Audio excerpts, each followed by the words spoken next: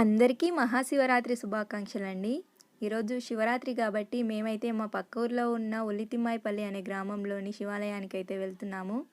ఇక్కడ శివుని టెంపుల్ చాలా ఫేమస్ అండి. ఇక్కడైతే వచ్చిన భక్తులు అందరూ తమ కోరికలు నెరవేరుతున్నాయని అయితే చెప్తూ ఉంటారు.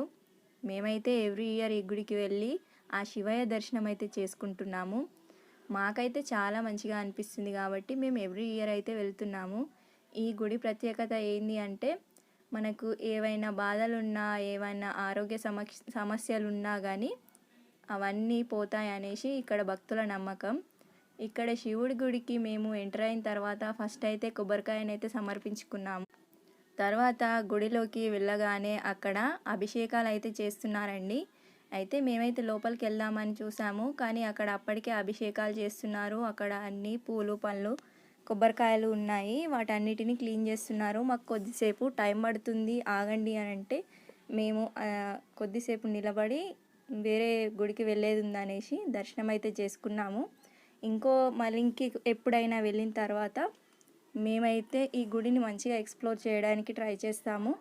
ఈరోజు పండగ కాబట్టి శివరాత్రి రోజు అంత జనాలు ఎక్కువగా ఉన్నారనేసి మేమైతే క్లారిటీగా చూపించలేకపోతున్నాము. కాకపోతే ఇక్కడ శివాలయం అయితే చాలా ఫేమస్.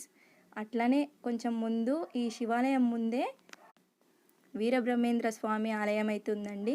ఇక్కడికి వచ్చిన భక్తులు శివునితో పాటు ఇక్కడ వీరబ్రహ్మేంద్ర స్వామి వారిని కూడా దర్శించుకుంటూ ఉంటారు.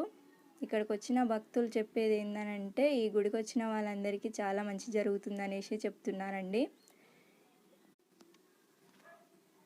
మీరు కూడా ఎవరైనా దగ్గరలో ఉంటే ఈ గుడిని దర్శించుకొని మీ కోరికలు కోరుకోవాలని కోరుకుంటున్నాము. మీరు కోరుకున్నవన్నీ కూడా నెరవేరాలని కోరుకుంటున్నాము.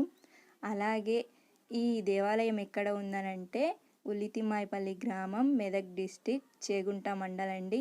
ఇంకోటి ఏంటంటే ఈ గుడి వ్యూ చాలా బాగుంటుందండి. కొంచెం ఊరి బయట ఉంటుంది కాబట్టి ఈ గుడి చాలా బాగా అనిపిస్తుంది. చుట్టుపక్కల పొలాలు అన్నీ ఖాళీ ప్లేస్ ఉంటుందండి.